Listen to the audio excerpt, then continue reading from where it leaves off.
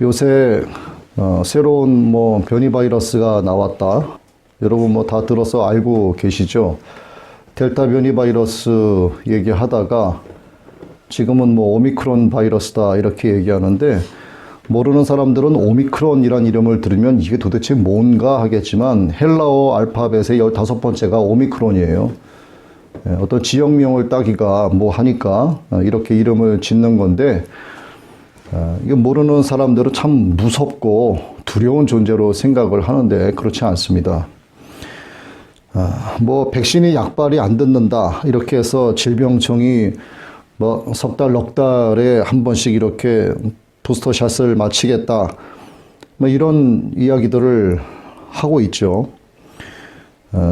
우리 몸에 세균이나 어떤 바이러스가 외부에서 침입을 하게 되면 우리 몸에 있는 T 임파구라는 것이 감염된 그 세포들을 죽이려고 애를 씁니다. 그러면서 그 획득한 외부 침입자의 그 정보를 비임파구 쪽에 전달을 해주죠.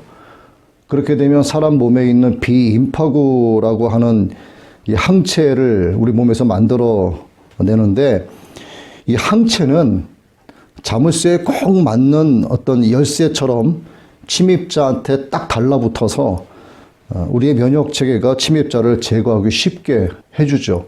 우리 몸에 하나님의 DNA가 있습니다. 하나님께서 우리를 지으실 때 다 그렇게 만들어 주신 거예요. 감기를 걸리면 며칠 또는 1, 2주 이렇게 끙끙 앓다가 저절로 낫기도 합니다. 우린 별로 감기를 무서워하지 않죠. 끙끙 앓는 그 기간이 뭐냐면 우리 몸에서 항체를 만들어내기 위해 필요한 기간이라고 보면 되는 거죠. 그런데 우리 몸에 있는 이 비임파구라고 하는 것은 기억력이 굉장히 뛰어납니다. 그렇게 해서 한 번 만난 침입자는 평생을 기억을 해요. 그래서 다음에 그 똑같은 놈이 침입을 하게 되면 금방 항체를 만들어서 침입자를 쉽게 제거하게 합니다. 이런 기억력을 이용한 것이 바로 백신이죠. 미리 약하게 만든 침입자를 몸에 집어넣어서 우리 몸이 기억하게 만드는 겁니다. 그 기억이 평생 동안 지속이 되기 때문에 DPT라든가 MMR, 천연두, 비형간염 이런 어떤 백신을 맞은 사람은 부스터샷이라고 하는 이런 것이 없어도 평생 동안에 이 병에 걸리지가 않아요.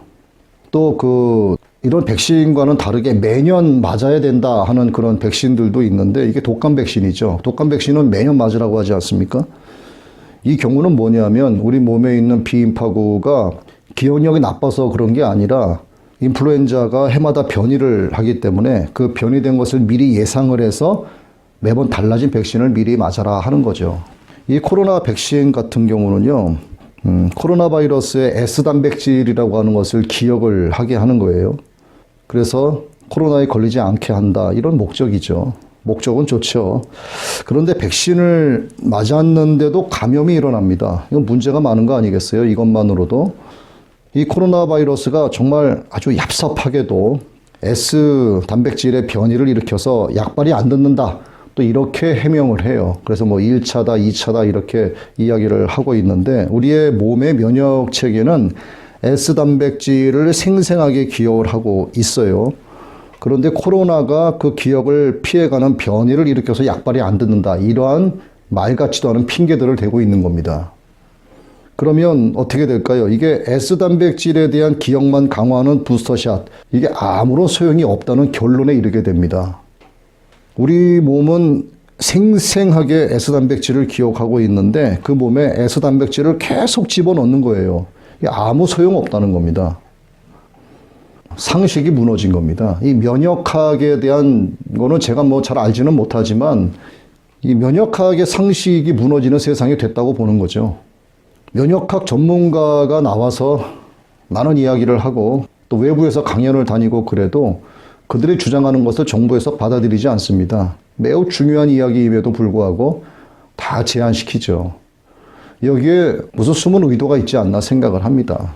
지난주에도 예배 시작 전에 이러한 말씀을 조금 드린 바가 있죠. 지난주에는 이제 경제 문제를 갖고 말씀을 드렸는데, 이러한 것들도 마찬가지예요. 이러한 백신 바이러스다, 무슨 뭐 코로나 바이러스, 뭐 오미크론 바이러스 이따위 이야기들을 하면서 세상은 지금 큰성 바벨론의 뜻을 자기네가 이루어 가려고 안간힘을 쓰고 있는 겁니다. 그러나 역시나 이 모든 악행들도 하나님께서 허락하시고 허용하시는 범주 안에 있어요. 하나님께서 하나님의 뜻을 이루어 가시기 위해서 이 세상에 이렇게 흘러가고 있습니다. 이것을 우리가 성경을 통해서 세상을 해석을 하고 보지 않으면 그저 세상이 전하는 소식에 귀를 기울이게 되고 거기에 얼씨구나 좋다 하고 따라가게 되는 거예요. 그렇게 되면 나도 모르는 사이에 망한 자가 될 수 있습니다. 그래서 정말 우리가 요즘에 정신을 더욱더 바짝 차려야 되고 영의 눈만 아니라 영의 귀도 활짝 열어서 저 들려오는 것, 저 보이는 것들이 사실인지 것인지에 대해서 다시 한번 우리가 깊이 생각해보고 말씀에 근거해서 해석을 하려고 하는 그런 신앙적인 자세가 필요하다고 봅니다. 우리가 오늘 마태복음 5장 43절로 48절의 말씀을 나누는데 지난주에는 악한 자를 대적하지 말라 이렇게 예수님이 가르쳐 주셨는데 오늘은 말이죠. 더 부담스러운 말씀을 하셨어요. 악인을 대적하지 않는 것도 정말 힘든 일인데 원수마저도 사랑하라고 하시고 하나님께서 완전하시니 하나님께서 온전하시니 너희들도 완전해야 된다. 너희도 온전해야 된다. 이렇게 너무나도 어려운 주문을 우리에게 하고 계십니다. 이게 오늘 우리가 나눌 말씀이죠. 여러분 뭐 다 아시겠지만 예수 천국, 불신 지옥 이런 전도표 아시잖아요. 예수님 믿으면 천국 가고 믿지 않으면 지옥에 간다. 이렇게 함축적으로 써서 거리에서 전도하는 분들이 지금도 꽤 많이 있죠. 참 좋습니다. 그런데 예수 믿으면 천국 간다 하는 이 단순해 보이는 틀 속에서 우리가 신앙생활을 하고 있다는 거죠. 성경을 읽고 공부하고 큐티를 하고 설교를 듣고 예배당에 모여서 예배를 드립니다. 오늘 우리처럼. 아니 예수님을 믿는다고 내가 시인을 하고 예수님이 나의 구세주고 하나님의 아들이시다. 그러면 천국 간다고 했고 구원해 주신다고 하셨는데 굳이 모여서 우리가 예배를 드리고 큐티를 하고 그럴 필요가 있겠는가 이렇게 생각을 해볼 수도 있어요. 이것만 봤을 때 구원은 단순한 문제가 아니라고 하는 것을 이러한 것들을 통해서 우리가 알 수 있습니다. 모태신앙 같은 경우에는 늘 그렇게 해왔기 때문에 전반적인 종교 행위가 습관이 돼 있어요. 또 모태신앙이 아니더라도 다들 그렇게 하기 때문에 그냥 그렇게 합니다. 이제 막 예수님을 믿기 시작한 사람들도 마찬가지예요. 성경 읽으려니까 읽고 또 찬송 부르라니까 부르고 주일 되면 교회 나와서 예배 드리라고 하니까 예배 드리고 그냥 그렇게 따라가는 겁니다. 저도 모태신앙이죠. 단순한 종교 행위의 틀에서 벗어나지 않은 신앙생활을 해왔습니다. 거의 습관적인 그런 종교인으로 살았죠. 그런데 시간이 흐르면서 성경을 읽게 되고 더더군다나 주님의 종이 돼서 말씀을 바르게 가르쳐야 되겠다 하는 생각에 나름대로 하나님 말씀을 감히 연구한다는 게 말이 안 되지만 그래도 바르게 가르치기 위해서 여러 주석을 보고 책을 보면서 말씀을 준비하고 있는데 이렇게 해보니까 이전에 깨닫지 못했던 말씀들이 눈에 들어오기 시작을 하는 거죠. 그러는 가운데 이 구원이라고 하는 어찌 보면 참 단순하게만 느껴졌었던 예수님을 믿으면 구원받는다, 천국 간다라고 했던 이 문제가 그렇게 단순한 것이 아니라는 것을 알게 됐어요. 예수님을 구세주로 믿으면 천국 간다. 이 구원에 관한 문제는요. A는 B, 이런 단순 공식만으로 절대 설명되지 않습니다. 여러 단계를 거쳐서 거룩함과 정결함에 이르는 그러니까 성화되어 가는 과정의 최상의 단계가 구원이죠. 과정이 없으면 결과가 없듯이 원인이 없으면 증상이 없습니다. 이런 모든 과정이 성경에 분명하게 기록이 되어 있어요. 우리가 하나님의 사랑을 더한다는 것은 나를 사랑하는 자에게만 사랑을 베풀라는 것이 아니고 원수들도 사랑하라는 그 사랑이 포함되어 있죠. 그러면 제가 톡톡큐티 1회에서 말씀을 드린 바가 있는데 믿음의 덕의 지식을, 지식의 절제를, 절제의 인내를, 인내의 경건을, 경건의 형제의 우애를, 형제의 우애에 사랑을 더하라 그랬어요. 하나님의 사랑을 더하기 위해서는 믿음에서부터 시작해서 7단계를 거쳐야만 하나님의 사랑을 더할 수 있는 자가 된다는 겁니다. 그래서 이 구원의 문제는 그렇게 단순한 문제가 아니라는 거예요. 구원이라고 하는 것은요, 천국의 입성에 대한 실현, 이것만을 가리키는 게 아니에요. 하늘에 계신 하나님처럼 우리도 완전하게 되는 것, 온전하게 되는 것을 말합니다. 언제부터? 신앙생활을 하고 있는 이 동안에 그래야 된다는 거예요. 즉 구원은 1+1이 아니에요. 성도의 온전함과 천국 입성의 실현이 하나 되는 것을 말하는 거예요. 하나님은 우리로 하여금 할 수 있다는 것을 예수님의 온전하신 모범을 통해서 보여주셨습니다. 예수님께서 사람의 몸으로 오셨죠. 사람이신 예수님이시지만 예수님은 하나님의 뜻에 온전하게 순종을 하셨습니다. 그러면 우리가 예수님을 믿고 예수님의 제자가 되어 살아간다면 우리의 주님이신 예수님께서 살아간 그 길을 우리도 역시나 가야 한다는 결론에 이르게 됩니다. 우리가 할 수 있다라고 하는 것을 예수님을 통해서 하나님이 보여주신 거예요. 베드로전서 2장 21절에 그리스도께서 우리를 위하여 고난을 당하심으로 우리에게 본을 남기사 너희가 자신의 발자취를 따라오게 하셨느니라, 이렇게 말씀을 하고 계세요.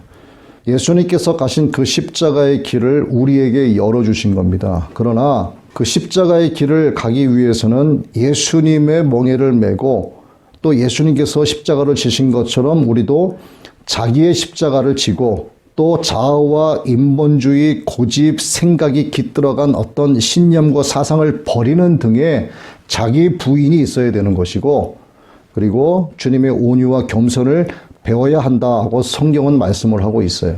마태복음 11장 29절이죠. 나는 마음이 온유하고 겸손하니 나의 멍에를 메고 내게 배우라. 그러면 너희 마음이 쉼을 얻으리니. 이에 예수께서 제자들에게 이르시되 아무든지 나를 따라오려거든 자기를 부인하고 자기 십자가를 지고 나를 쫓을 것이니라.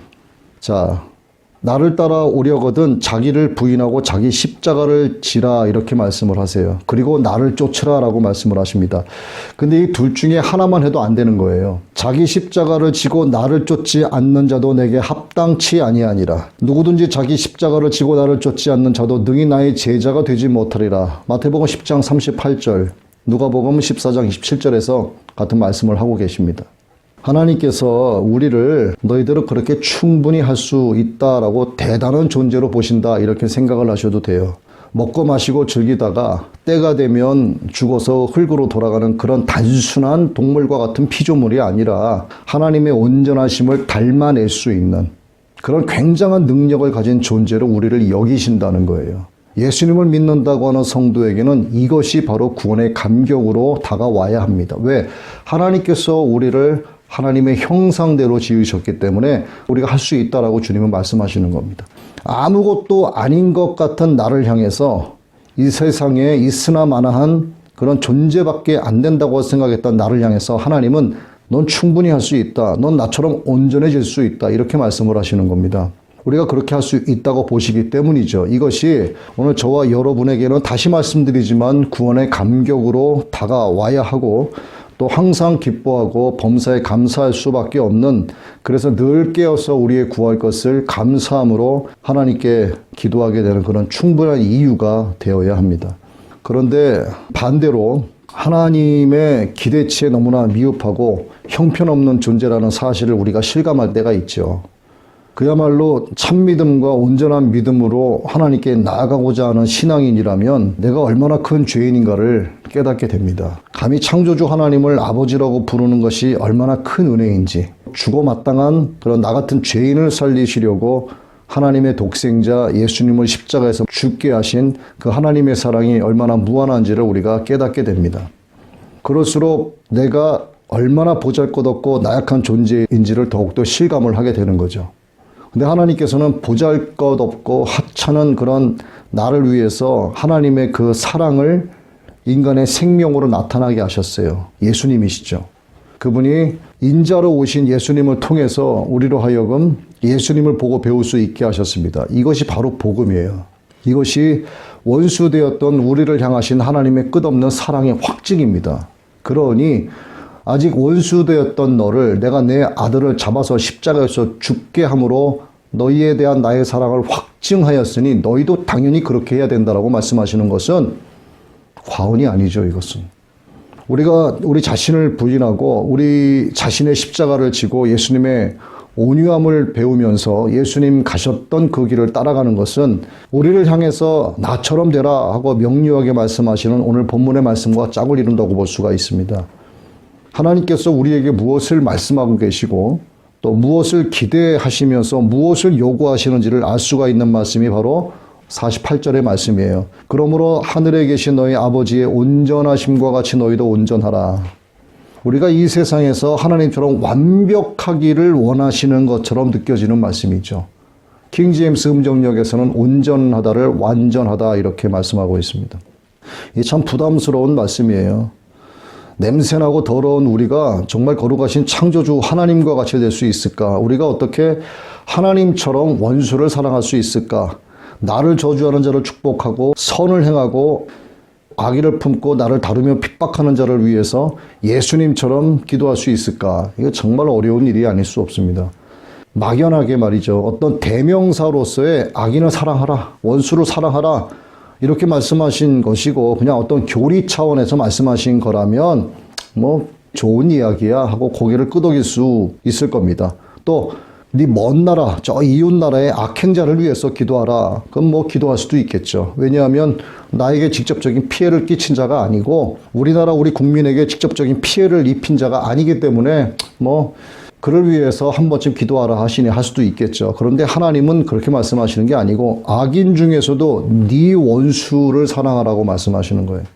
너를 핍박하는 자를 사랑하라고 말씀하시는 거죠. 그 사람으로 인해서 네가 직접적인 피해를 받고 그래서 씻겨지지 않는 분노와 원한이 네 마음속에 쌓여 있음에도 불구하고 악한 자를 대적하지 말라는 말씀에 이어서 이제는 아예 그런 대상을 사랑하라고까지 말씀을 하시는 거죠.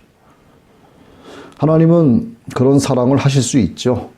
예수님도 인자로 오셨지만 본성이 하나님이시기 때문에 충분히 그러실 수 있다고 봅니다. 하지만 우리는 피조물이죠. 불가능한 일입니다, 이거. 로마서 3장 10절의 말씀처럼 모든 사람은 의인이 아니라 죄인이죠. 그리고 사람의 마음이 계획하는 바가 어려서부터 악하다라고 창세기 8장 21절에서 말씀을 하고 계세요. 그럼에도 하나님은 우리에게 원수를 사랑하라 이렇게 말씀을 하세요. 저는 이게 가능하지가 않아요. 여러분 뭐 가능하실지 모르겠는데 참 어려운 일입니다. 누구에게나. 우리가 어려워한다는 사실을 아시면서도 우리의 머리털까지 세심바 되시고 우리의 마음의 중심을 보시면서도 원수를 사랑하라 이렇게 말씀을 하세요. 하나님께서 우리에게 그렇게 사랑해야 된다라고 요구하시는 것은 우리 모두가 여호와 하나님 자신을 닮기 원하시기 때문에 우리에게 이러한 것을 요구하시는 거죠. 왜? 다시 말씀드리지만 우린 유전적으로 하나님의 DNA를 가진 하나님의 자녀이기 때문이에요. 근데 우리가 뭐 조, 밀, 콩, 옥수수도 아닌데 유전자 변형을 해서 항체를 강하게 만들어내는 그런 변형 바이러스를 집어넣어서 하는 그런 식물처럼 사람 몸에 그러한 것들을 집어넣으려고 하는 것 도무지 이해가 되지 않는 거고 이건 하나님의 창조의 의도를 변질시키는 거라고밖에 보이지가 않는 거죠. 하나님의 형상대로 지음받은 모든 사람에게는요 하나님의 성품이 있습니다. 부모가 자신보다 자식을 더 사랑하고 또 자식을 위해서 대신 죽어줄 수 있는 것 그게 증거가 아닌가 싶어요. 부모는 적어도 자기 자식만큼은 하나님처럼 사랑을 합니다. 무한한 사랑이죠. 그래서 부모는 하나님의 대리인이라고 할 수가 있습니다. 레위기 19장 18절 말씀에도 너는 원수를 갚지 말고 내 백성의 자손들에게 불평하지 말며 내 이웃을 내 자신과 같이 사랑하라 하는 말씀이 나옵니다. 악한 자를 대적하지 말라 이 말씀 지키기 어렵죠. 그런데 원수도 갚지 말고 사랑하라 이렇게까지 하시니 정말 부담스럽습니다. 예수님 당시에 바리새인들도요. 레위기 말씀이 주는 이 부담감을 감당하지 못했는지 사람들이 납득하고 동의할 만한 수준으로 그 의미를 깎아내려서 가르쳤습니다. 이렇게 바리새인들이 잘못 가르친 내용을 예수님은 또 내 이웃을 사랑하고 내 원수를 미워하라 하였다는 것을 너희가 들었으나 이 말씀을 인용을 하시면서 내 몸과 가치를 빠뜨린 채 내 이웃을 사랑하라고만 가르쳤고 내 원수를 사랑하라는 말도 내 원수는 미워하라는 말로 바꿔치기해서 가르친 그들에게 예수님이 다시 정정해서 말씀을 하시는 겁니다. 하나님의 말씀을 가르치고 전하는 자들은 단상 위에서 두려움과 떨림으로 서야 되죠. 그저 그냥 메마른 목소리로 전하는 그런 신학적 지식이 아니라 성령님께서 열어주시는 입으로 진리의 복음만을 선포해야 됩니다. 거룩한 단위에서 군중들의 귀를 즐겁게 하거나 어떤 쇼맨십 스타일의 설교를 귀추를 주목시키는 그런 일을 절대로 해서는 안 되죠. 하나님의 말씀이 성도들의 거울이 되게 해야 되고 자신의 신앙생활을 돌아보게 해야 되고 믿음의 도전을 갖고 천국을 침노하는 자가 되게 해야 됩니다. 이렇게 결단을 할 수 있게끔 말씀을 전해야 되는데 최근에 만난 어떤 분이 그런 이야기를 하더라고요. 자기는 어떤 목사님의 설교를 들으면 그 목사님이 일주일 동안 눈물로 기도하면서 저 말씀을 준비하셨는지 아니면 대충 땜빵식의 설교를 하는지 느낌이 오더라고요. 이런 말씀을 하셨어요. 그런데 그분뿐만이 아니라 대부분이 그러한 것들을 알 수 있지 않을까 싶습니다.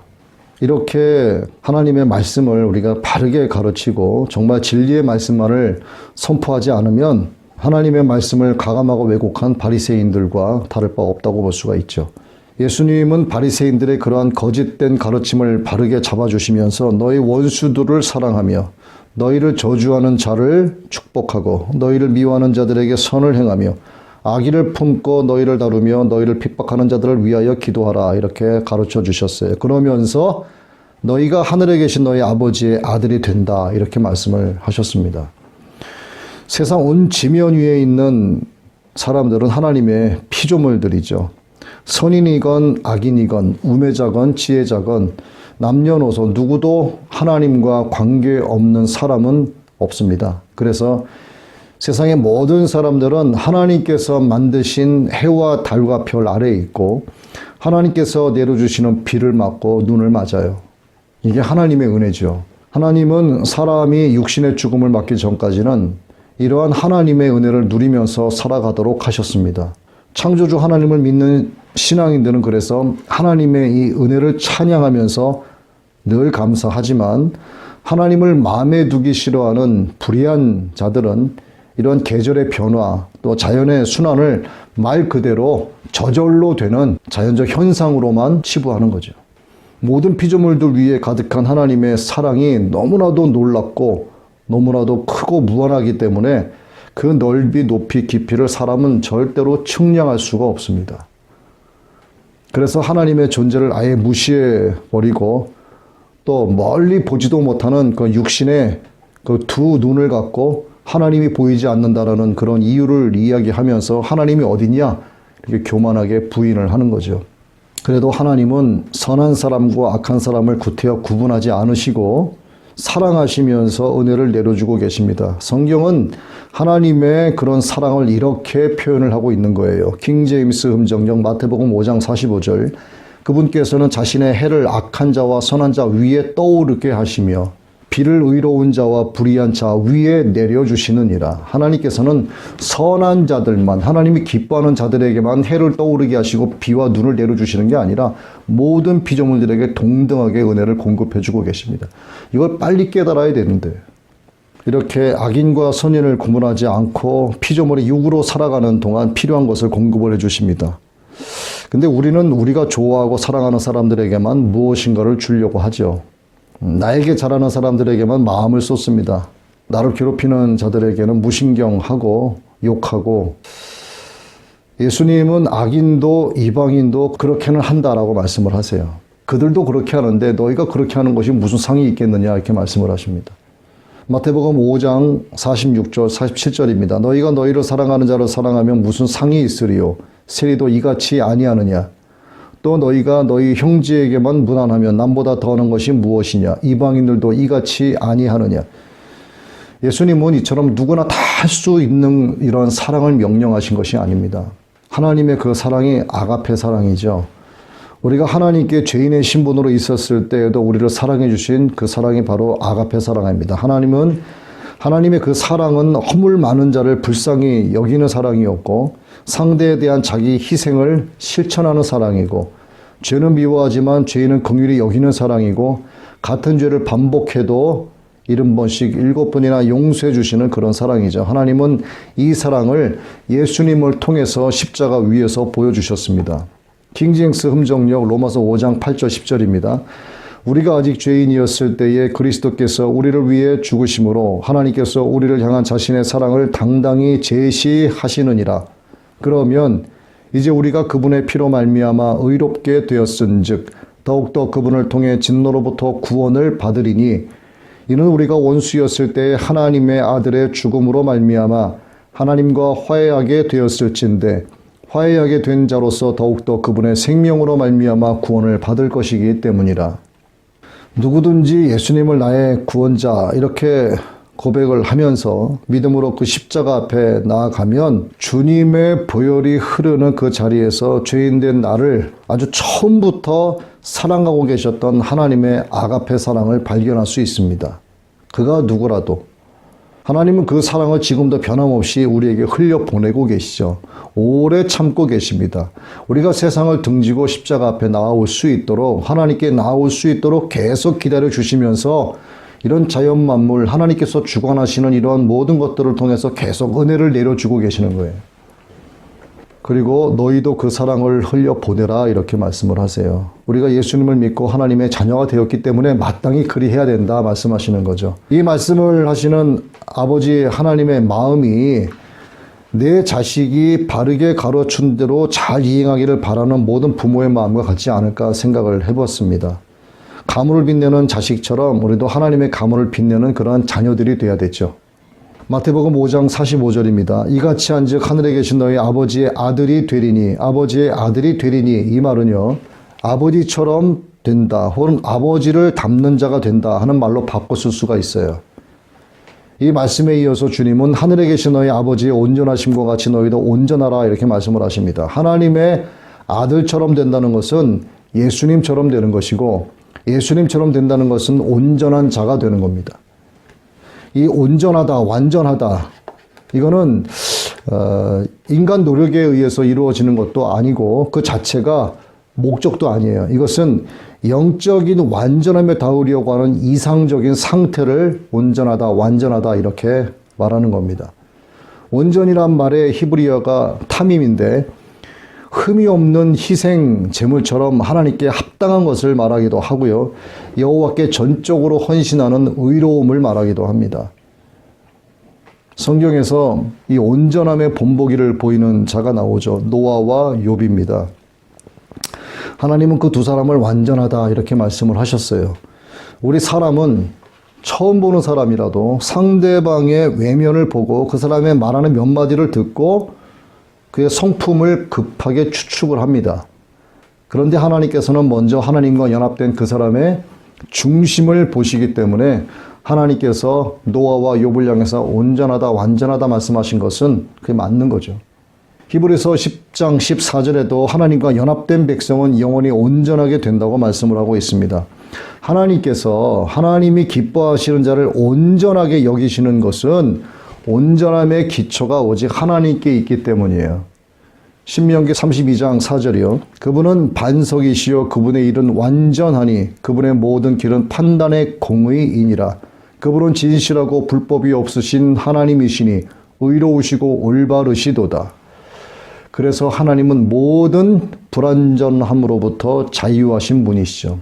완전함과 불완전함이 하나님의 절대적인 주권하에 있습니다. 따라서 자기 자녀들에게 온전하라 이렇게 말씀하시는 하나님의 요구는 합당하다라고 말씀드릴 수 있는 거죠. 그리스도인은 자기를 창조하신 하나님의 형상을 따라서 지식에까지 새롭게 하심을 입은 새 사람이죠. 하지만 이 세상에는 죄가 편만합니다. 따라서 거듭난 새 사람이 되었어도 이미 다 얻은 것이 아니고 내가 예수님을 믿는다라고 말을 했어도 구원이 온전하게 이루어진 것도 아니라고 할 수가 있어요. 그렇기 때문에 그리스도 예수께 잡힌 바 된 그것을 잡기 위하여 달려가야 되는 것이고 표대를 향하여 그리스도 예수 안에서 하나님이 위해서 부르심의 상을 위해서 달려가야만 하는 거예요. 이러한 이유 때문에 피조물로서의 온전함은 죄 없다 하는 것하고 동등되게 여길 수 없다는 겁니다. 창세기 1장 27절 말씀에 보면 하나님이 자기 형상 곧 하나님의 형상대로 사람을 창조하시되 남자와 여자를 창조하셨다 하는 말씀을 통해서 사람이 하나님과 닮은 존재가 되어서 창조하신 그분의 목적에 부합된 자녀로 살게 하시는 하나님의 의도가 이 말씀 속에 들어가 있다는 것을 우리가 알 수가 있어요. 근데 최초의 인류는 죄를 범하게 됐죠. 이로 인해서 하나님이 우리에게 갖추어 주셨던 살아있는 혼의 사람, 곧 생명의 사람은 파괴되고 말았습니다. 결국 악이 가득하고 완악하고 폐역한 인간의 모습만 남게 된 거죠. 따라서 이제는 우리의 전반적인 모습, 또 우리의 전인격, 그런 언행, 또 계산적이고 교만한 마음의 바닥 상태 갖고는 온전하신 하나님의 형상을 닮았다라고 감히 말할 수 없게 됐어요. 아무리 많은 학문을 쌓았어도 그 학문은 그 사람을 교만하게 만들 수 있습니다. 아무리 선한 성품을 가졌어도 그 성품을 자신의 의로 여길 수 있어요. 부유함과 권세와 명예가 있어도 그 모든 것이 하나님으로부터 말미암았다는 것을 인정하지 않기도 합니다. 거의 대부분이 그렇죠. 이렇게 미련하고 어리석어서 제 잘난 맛에 빠진 그들의 모습은 마치 사단의 모습을 대변하고 있는 것 같이 보여요. 그들은 하나님의 형상을 스스로 파괴시키고 하늘의 뜻을 거스르는 역천자가 되어서 만몬의 모습을 드러냅니다. 사단의 형상을 자랑스럽게 뽐내고 있는 자들이죠. 죄로 말미암아 비참해진 인간 세상의 더러운 모습이 세상 거의 모든 사람들에게 있습니다. 우리에게서도 우리가 하나님을 예배한다, 하나님을 찬양한다 이렇게 말하는 우리들도요, 이런 모습들이 가끔씩 배어나오기도 합니다. 이것을 보시고 정말 안타까우신 하나님께서 독생자 예수님을 세상에 보내셨죠. 하나님의 진리의 그 사랑을 생명으로 나타나게 하셨습니다. 그리고 아들 예수를 통해서 하늘에 계신 너희 아버지의 온전하심과 같이 너희도 온전하라 하는 말씀을 전해주신 거죠. 예수님을 믿으면 하나님의 자녀가 되고 하나님의 자녀가 되면 하나님의 형상을 회복하는 온전한 자가 될 수 있다는 뜻입니다. 이것이 바로 복음이고요. 이 복음의 결론이 곧 구원인 거예요. 그러면 말 그대로 예수를 믿으면 구원을 받는다라고 하는 그 사이 과정은 어떻겠는가? 예수를 믿으면 구원을 받는다. 맞아, 이건 함축적인 의미예요. 예수에 대한 믿음 그리고 구원, 요 사이의 과정은 굉장히 할 일이 많습니다. 우리가 주님의 신부로서 계속 단장을 해나가야 되죠. 하나님의 온전하심과 같이 우리도 완전하게 되기 위해서 모든 거룩함의 노력을 다 해야 됩니다. 그 노력할 게 한두 가지가 아니지 않습니까? 하나님 아버지 나라에는 원수가 없죠. 우리를 핍박하는 사람들도 없습니다. 내 몸처럼 사랑할 이웃도 없고요. 하나님처럼 사랑할 대상도 하나님 나라에는 없어요. 그저 천사들의 찬송, 24장로들의 찬송, 내 생물들의 찬송, 흰옷을 입은 무릇 수많은 성도들의 찬송만이 가득합니다. 이것에 저와 여러분이 함께 있기를 원해요. 그래서 우리가 예수님처럼 하나님처럼 이 땅에서 온전한 자가 되기 위해서는 하나님이 사랑하신 것 같이 사랑해야 되는 겁니다. 구원은 여기서부터 시작이 되는 겁니다. 그래서 구원은 이 세상에 있을 때부터 하나님처럼 되는 것을 말하는 거예요. 하나님이 원수를 사랑하라고 하셨기 때문에 우리도 원수를 사랑해야 되죠. 원수가 굶주리는 것을 보면 먹을 것을 가져다 줘야 되고 목마른 것을 보면 물을 줘야 되고 그를 위한 중보적 기도를 해야 됩니다. 말씀에 순종하려고 하는 의지를 갖고 움직여야 한다는 거예요. 원수를 자연스럽게 사랑할 수 있는 사람은 저를 포함해서 거의 없다고 봅니다. 의지적인 마음과 순종하는 마음을 갖고 사랑해야 되는 거예요. 의지적인 마음.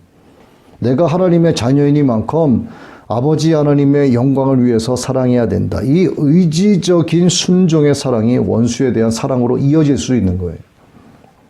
우리는 하나님을 아바 아버지다 이렇게 부르죠. 아버지의 자녀가 되어야 합니다. 아버지 하나님께서 사랑이시면 우리도 사랑이 돼야 되고 아버지 하나님께서 원수를 사랑하라고 하셨기 때문에 우리도 원수를 사랑해야 되고 우리 아버지 하나님의 사랑을 받았기 때문에 우리도 그 사랑을 흘려보내야 됩니다. 지난주에 악한 자를 대적하지 말라는 말씀에서도 손양원 목사님의 일화를 예로 들었습니다. 위대하고 감동적인 원수사랑의 실이에 오늘의 말씀에서도 손양원 목사님의 일화를 좀 예로 들려고 합니다. 손양원 목사님에게 딸이 또 하나 있었죠. 손동희라고 손동희 권사님이 나의 아버지 손양원 목사라는 책을 썼는데 그 당시에 목격된 일들이 이 책에 기록되어 있습니다. 목사님의 두 아들의 순교 후에 천여 명이 모인 성도들과 함께 교회 마당에서 목사님의 두 아들 장례 예배를 드렸어요. 목사님은 그 자리에서 유명한 10가지 감사 기도를 드렸습니다. 첫째, 나 같은 죄인의 혈통에서 순교한 자식들이 나오게 해주셨으니 감사합니다. 둘째, 많은 성도 가운데 이런 귀한 보배 같은 아들들을 나에게 맡겨주신 것을 감사합니다. 셋째, 3남 3녀 중 가장 아름다운 두 아들을 바치게 되었으니 감사합니다. 넷째, 한 아들의 순교도 귀하다 하거늘 두 아들의 순교를 했으니 감사합니다. 다섯째, 예수 믿다가 병들어 죽는 것도 복이라 하거늘 하물며 전도하다가 순교당했으니 감사합니다. 여섯째, 미국 유학 가려고 준비하던 큰아들 미국보다 더 좋은 천국으로 갔으니 감사합니다. 일곱째, 나의 사랑하는 두 아들을 총살한 원수를 회개시켜 내 아들 삼고자 하는 사랑의 마음을 일으켜 주시니 감사합니다.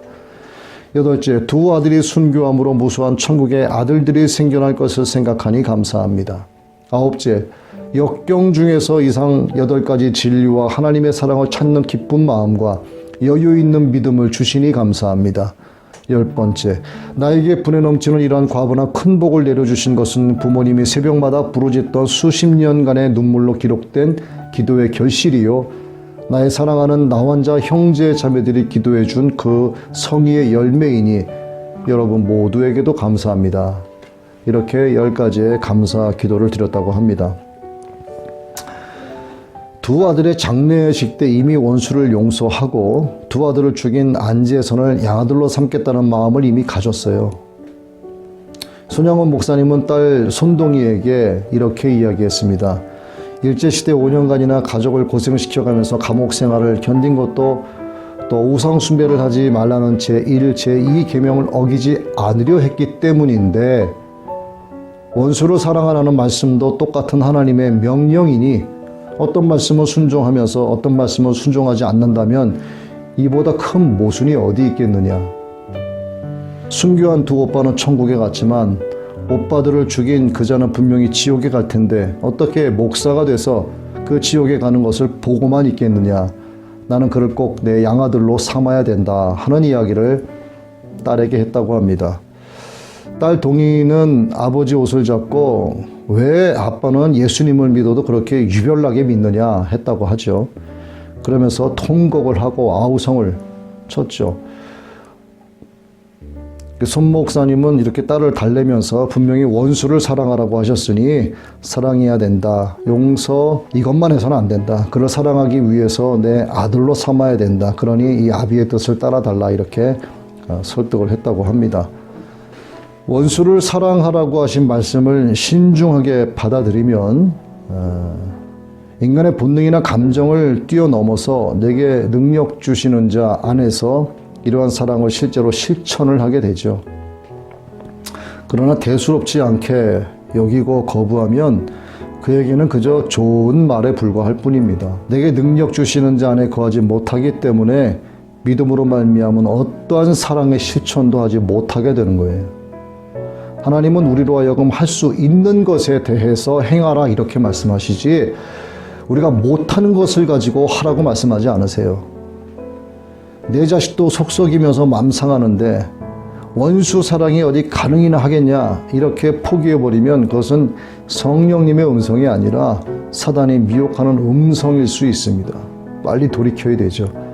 이럴 때 우리는 깨어 있어서 하나님을 닮은 온전한 자가 되어서 하나님처럼 사랑해야 된다고 하시는 성령님의 음성에 꼭 귀를 기울여야 합니다. 우리가 그렇게 살 수 있는 것은 이미 그렇게 할 수 있는 근본적인 기틀을요, 우리에게 모두 마련해 주셨기 때문에 가능한 거예요.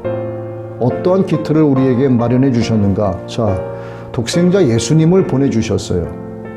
다음, 예수님을 믿음으로 말미암아 의로운 자로 칭해 주셨습니다. 성령을 구하며 성령을 주시고 또 성령으로 인쳐 주셔서 하나님의 자녀가 되는 권세를 주셨어요. 이게 모든 기틀이죠. 또 아버지 하나님의 DNA가 우리 안에 있습니다. 이러한 것은 하나님의 완전하심을 닮아갈 수 있는 근본적인 생명의 씨앗을 이미 우리 마음 한복판에 심어 주셨다는 뜻이에요. 그 씨가 지금 우리 안에서 자라나서 잎이 나고 꽃이 피고 열매를 맺고 있는 겁니다. 이것은 우리가 하나님의 완전하심을 닮아가는 의의 나무가 되어가고 있다는 뜻이에요. 빌립보서 4장 13절이죠. 내게 능력 주시는 자 안에서 내가 모든 것을 할 수 있느니라. 말씀을 정리합니다. 하나님은 우리를 소유하시는 것만으로 만족하시는 분이 아니세요. 그분은 우리를 완전하신 하나님의 모습, 하나님 자신처럼 바꾸기를 원하고 계십니다.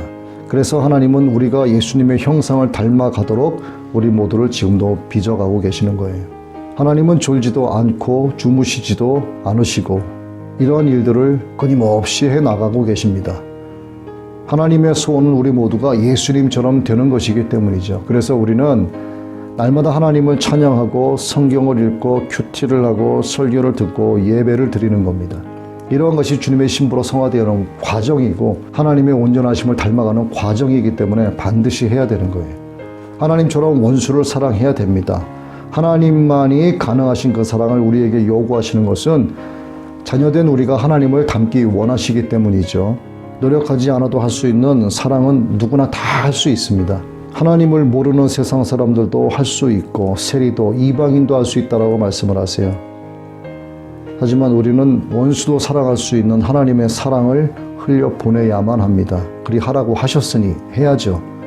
결론적으로 구원은 이 세상에 있을 때부터 하나님의 자녀가 되어서 하나님처럼 살아가는 것, 곧 예수 그리스도를 닮아가는 것을 포함합니다. 예수를 믿으면 무조건 구원받는다가 아니에요. 예수님을 닮아가는 삶, 주님 가신 그 길을 따라가는 그 삶이 구원에 포함된다는 겁니다. 우리 모두가 하나님을 닮아가고 하나님이 그 사랑을 흘려보내는 사랑 많은 그리스도인들이 되시기를 예수님의 이름으로 축복합니다.